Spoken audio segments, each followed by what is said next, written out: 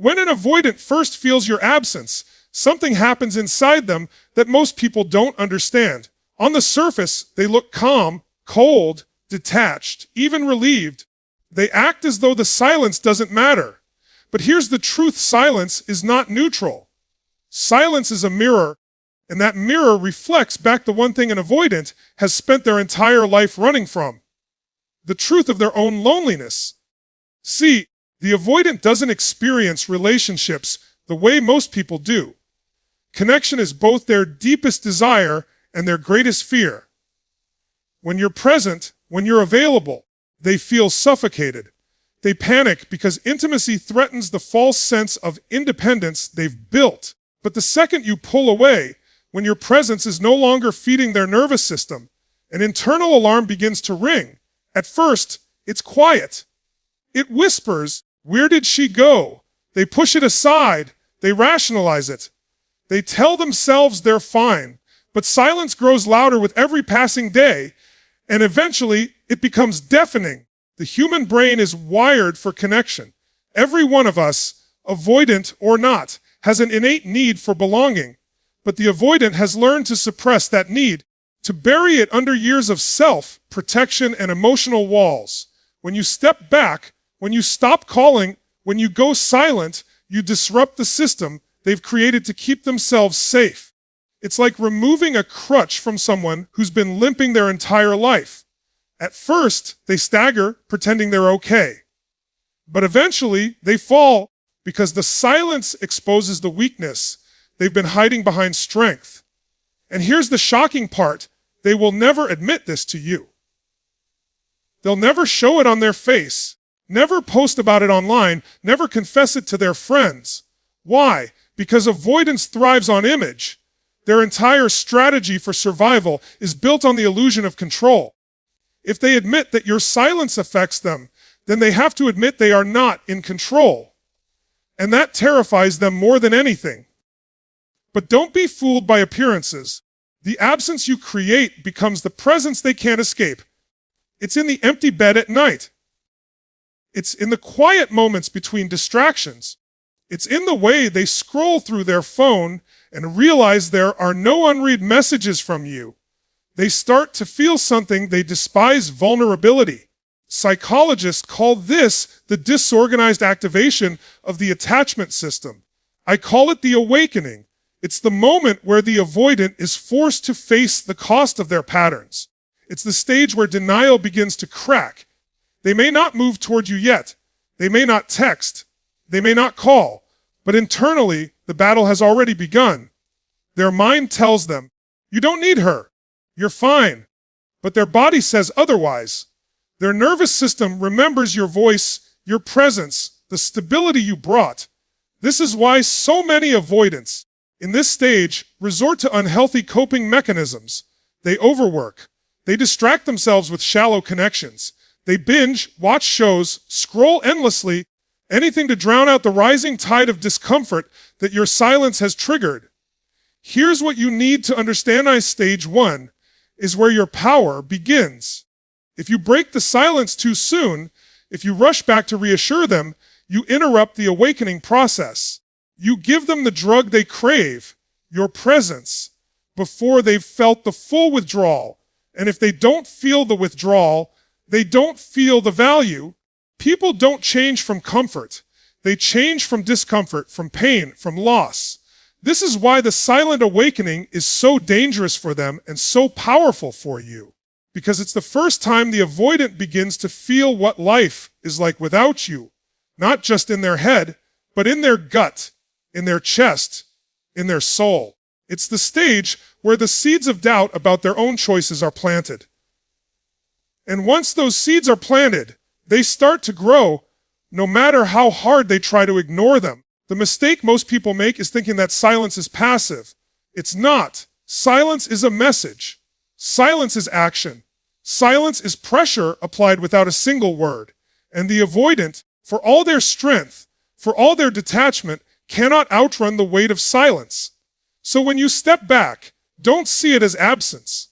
See it as presence in a new form, because your silence is not emptiness. It is a mirror, a magnifying glass, a spotlight. It forces them to confront themselves. It forces them to feel. And feeling is the very thing they've been avoiding their entire life. Never underestimate the first stage, because it's here in the quiet, in the absence, that the avoidant begins their journey back to you, even if they don't know it yet. And if you remember nothing else from this, remember this: your silence is not weakness. It's the beginning of their awakening. After that silent awakening, after the initial shock of your absence rattles their nervous system, the avoidant doesn't immediately run back into your arms. That would require vulnerability, and vulnerability feels like death to them. Instead, they slip into a second stage that looks harmless on the surface, but is absolutely revealing once you understand it. I call it the stalking phase. Now, let me be clear. When I say stalking, I don't mean anything dramatic or dangerous. What I mean is psychological circling. They hover. They linger. They watch without stepping fully in. This is the stage where they check your social media at 2 a.m, but never hit like. This is the stage where they bring your name up casually with mutual friends, pretending they're just curious, when in reality they're desperate for information. They're not ready to knock on your door, but they can't walk away either. Why does this happen? Because your silence created uncertainty, and uncertainty is the one thing an avoidant can't control. They need to know, are you still available? Do you still think about them? Have you moved on? They won't ask you directly.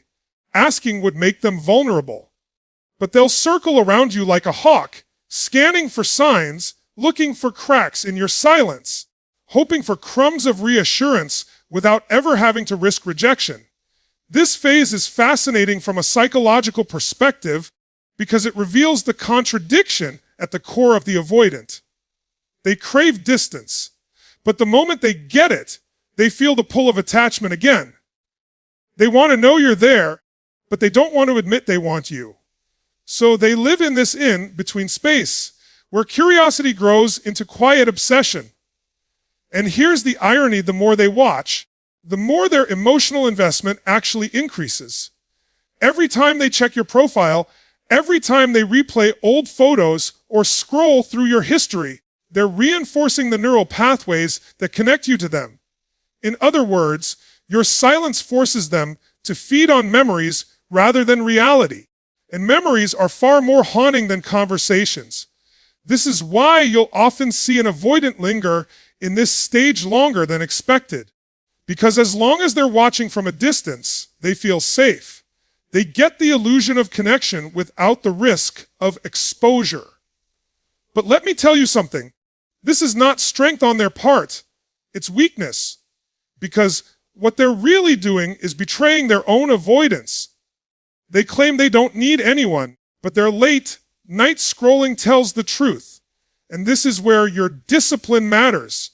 Because during the stalking phase, you're going to feel the temptation to break the silence yourself. You'll notice them watching your stories. You'll sense their energy hovering around your life. And your instinct will scream, I should reach out. I should show them I notice. But that's the trap. Because if you break the silence here, you rob them of the weight of their own longing. You hand back control to the very person who needs to sit in discomfort. See, growth never happens in the comfort zone. And for the avoidant, watching from the shadows is still comfort. They're uncomfortable enough to circle, but not uncomfortable enough to face you. And your job, if you want to break the cycle, is to let them stay there until the tension builds beyond what they can handle. Think about it when someone is thirsty. Watching a glass of water doesn't quench their thirst. It actually makes them thirstier. That's what this stage is.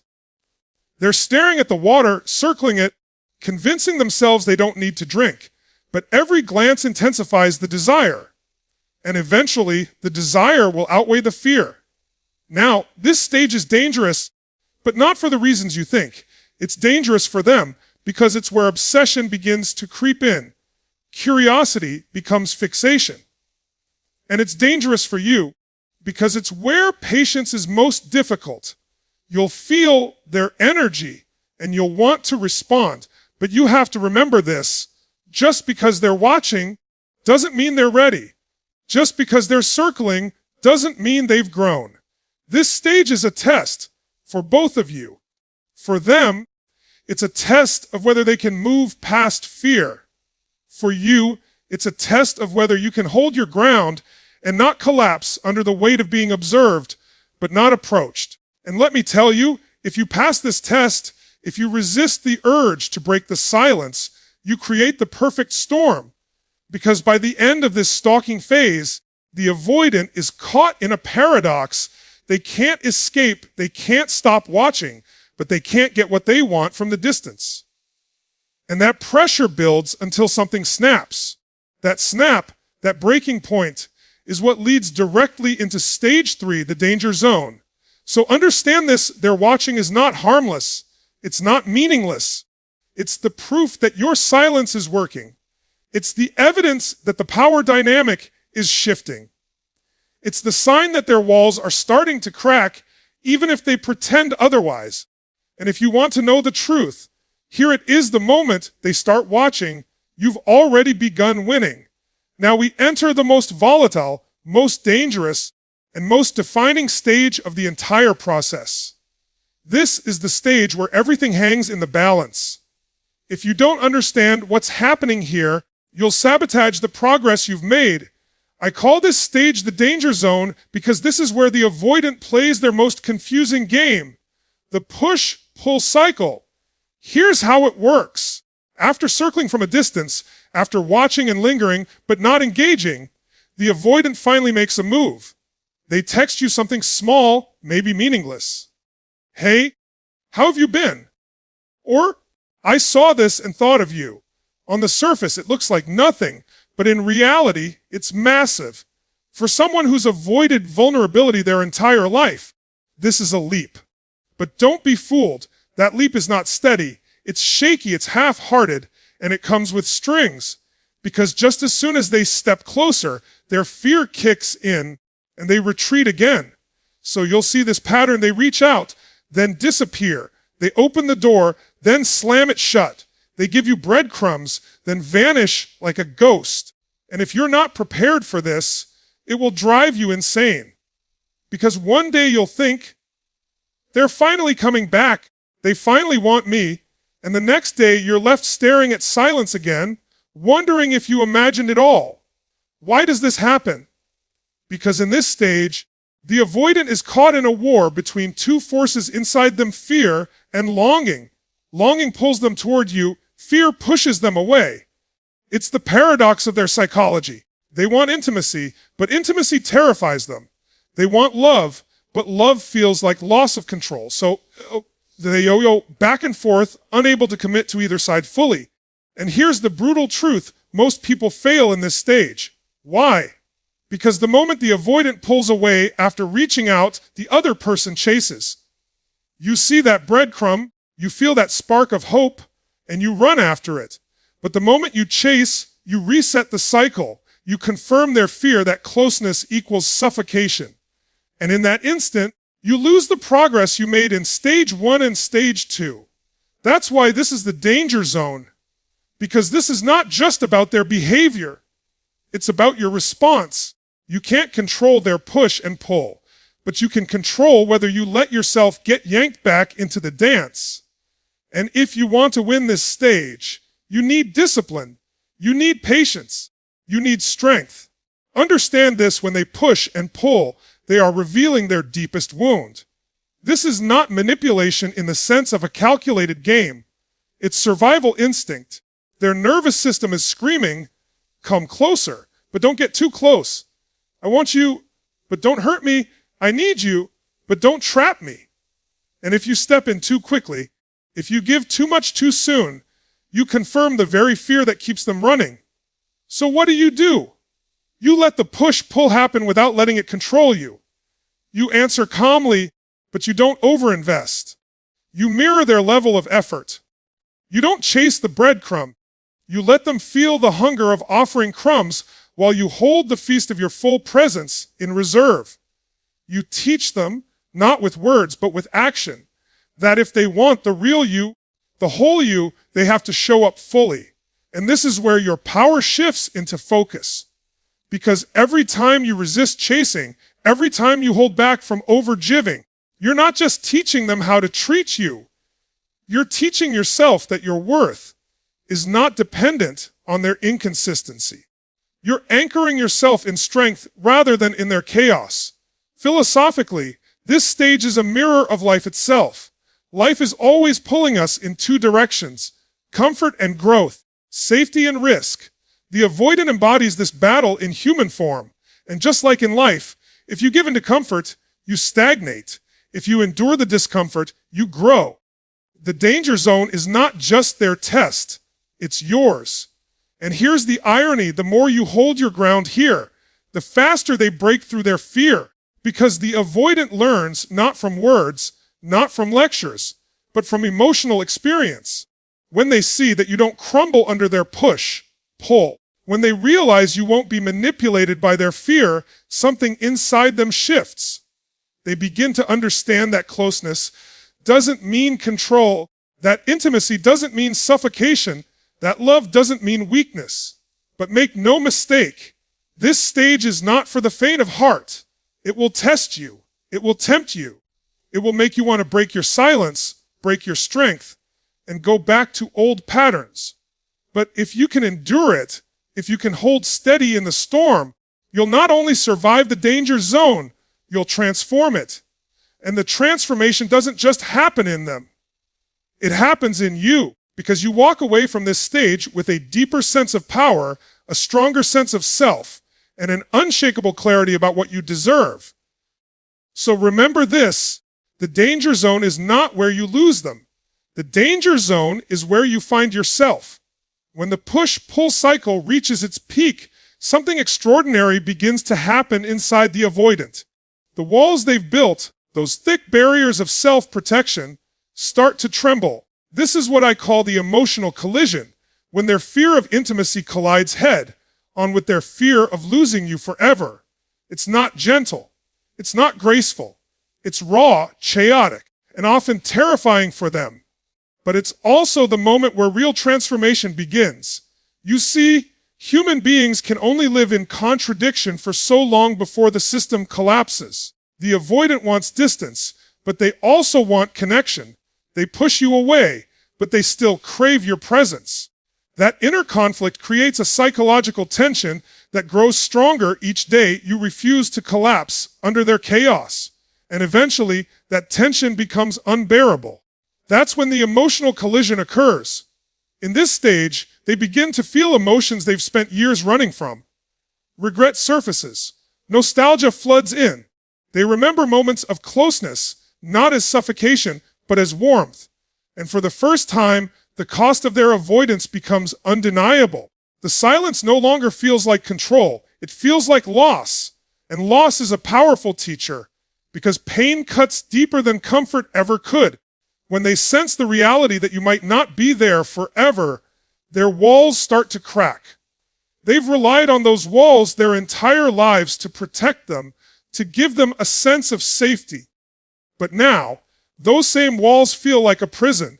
What once shielded them from pain now blocks them from the very connection they realize they can't live without. This is the point where you'll see their behavior shift in strange ways. They may become emotional in ways you've never seen before. They may send longer messages, revealing more of their heart, or they may show frustration, anger, even tears, because vulnerability feels dangerous to them and it comes out messy. Don't confuse this with weakness. What you're witnessing is someone stepping into a battlefield within themselves. Fear is fighting love, shame is fighting desire, and the armor is breaking. And here's the deeper truth: most avoidants never get this far in their lives. They move from relationship to relationship, cycle to cycle, always running before the emotional collision can happen. But when you hold your ground through stage 3, when you refuse to chase, you don't allow them to escape so easily. You force them to confront the very thing they've avoided all along, themselves. Philosophically, this stage is the crossroads of human growth. Every human being reaches a point where they must decide, do I keep hiding, or do I risk being real?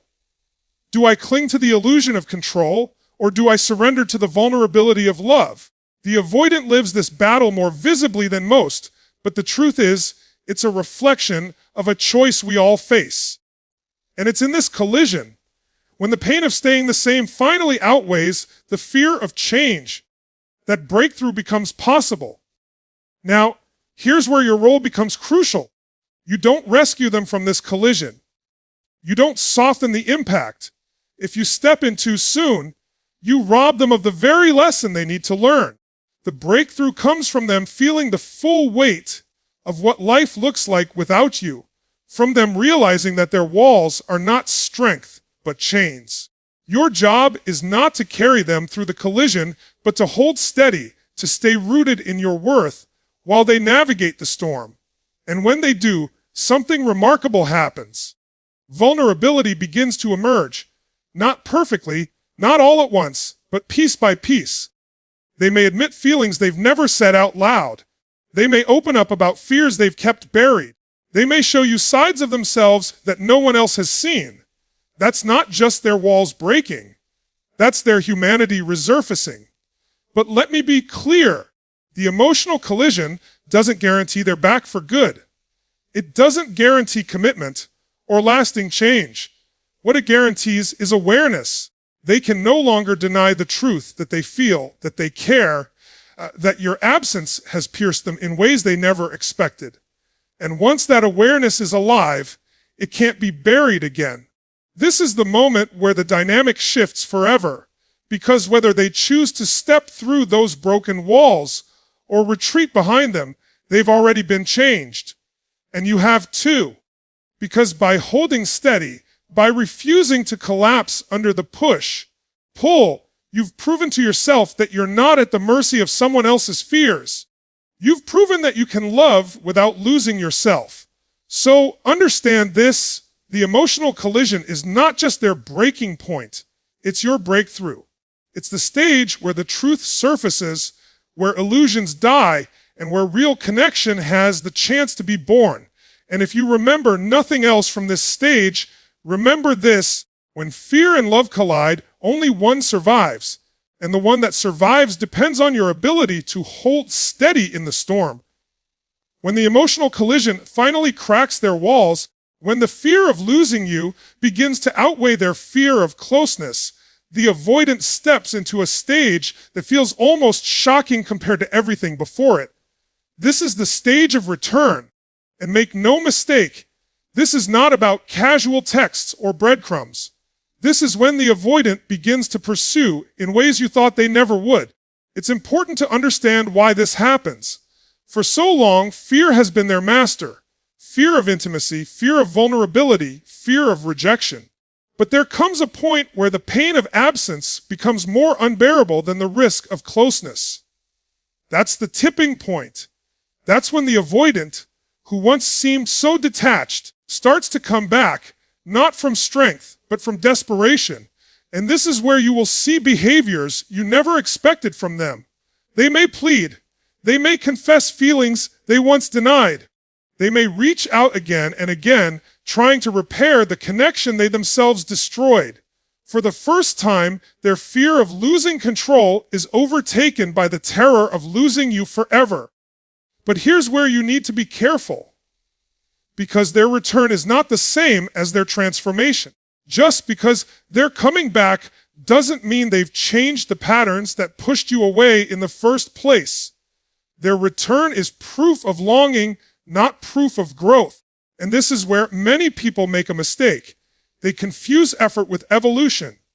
The avoidant may be chasing, but if you allow them to come back on their terms, without boundaries, you risk stepping back into the same old cycle that nearly broke you before.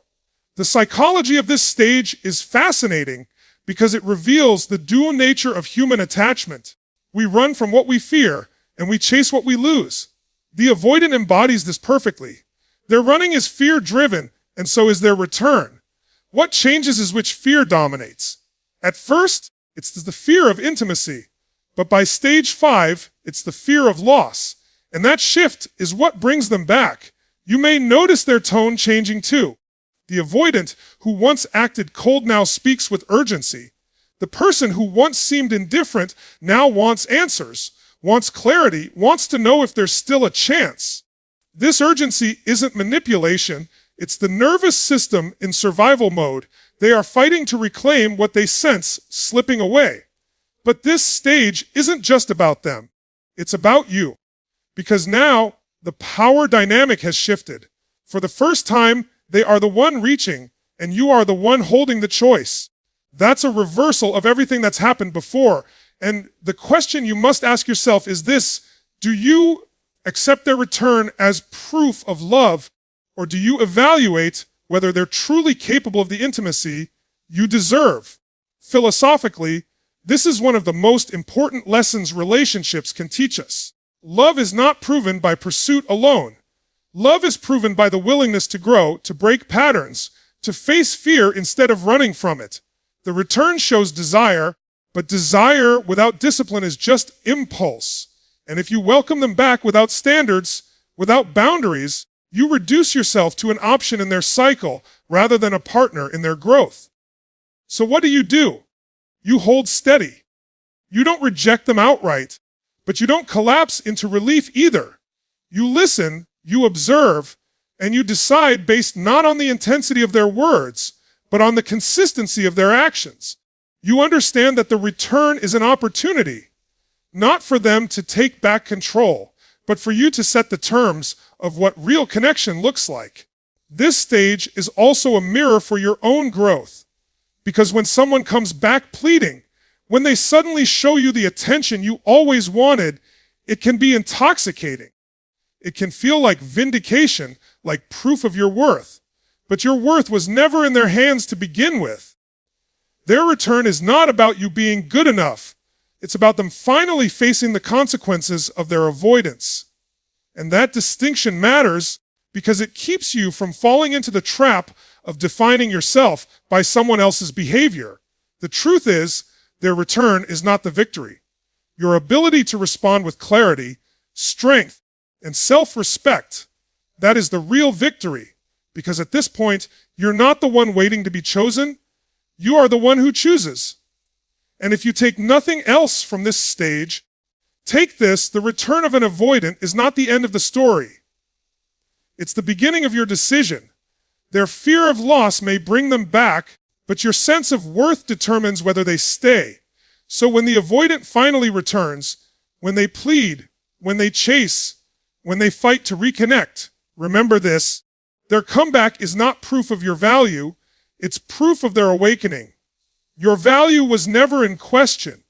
When you reach the final stage of an avoidant coming back, you're not just witnessing behavior, you're witnessing the culmination of an entire psychological journey.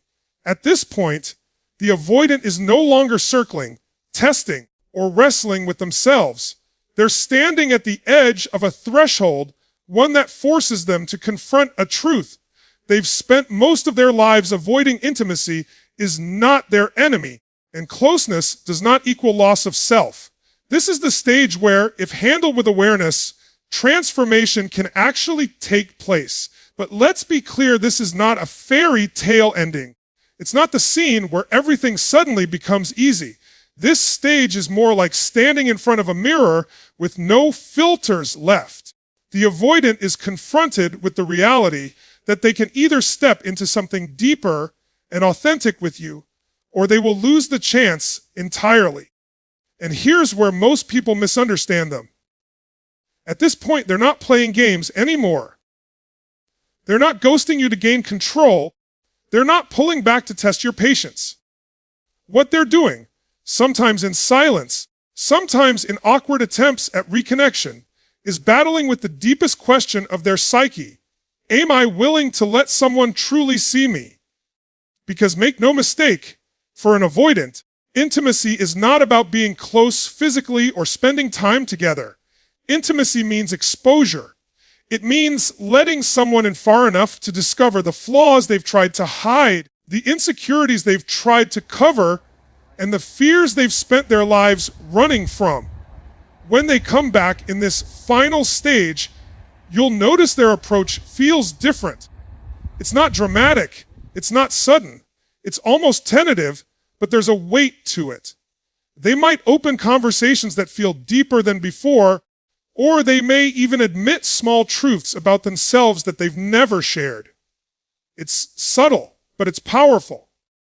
Because for an avoidant, disclosure is an act of courage. They've spent years convincing themselves that vulnerability equals danger. So the moment they start letting down those walls, they're stepping into territory that terrifies them, but also liberates them. Now, here's the trap many fall into when the avoidant shows this shift. People often rush in. They think, finally they're back. Finally they're opening up. Now I can hold on tight and never let go. But that's the worst thing you can do in this stage. Why? Because the avoidant is not yet fully anchored in this new identity. They're testing it. They're seeing if they can sustain connection without losing themselves. If you overwhelm them with pressure, demands, or expectations, you confirm their old narrative that love equals suffocation. What they need at this stage is consistency, not control. Patience, not panic. And that's where your power lies. Your role is not to pull them across the finish line. It's to hold the space so they can step into it themselves. Think of it like tending to a fire. If you smother it with too much wood at once, it goes out. If you ignore it completely, it burns down to nothing. But if you feed it with steady, careful attention, it grows stronger, brighter, and sustainable. That's exactly what this stage requires. Philosophically, this stage is profound because it mirrors all of us at some level. Every human being wrestles with the fear of being seen.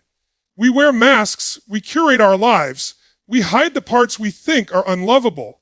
The avoidant simply magnifies that struggle to an extreme. So when they reach this point, it's not just about their healing. It's also a mirror to our own relationship with vulnerability. Are we willing to let others see us fully? Or are we hiding, too, but in more socially acceptable ways? That's why I always say, don't get caught up only in whether they come back or not. The deeper question is, are you creating a space in yourself and in your relationships where authenticity is not punished, but welcomed?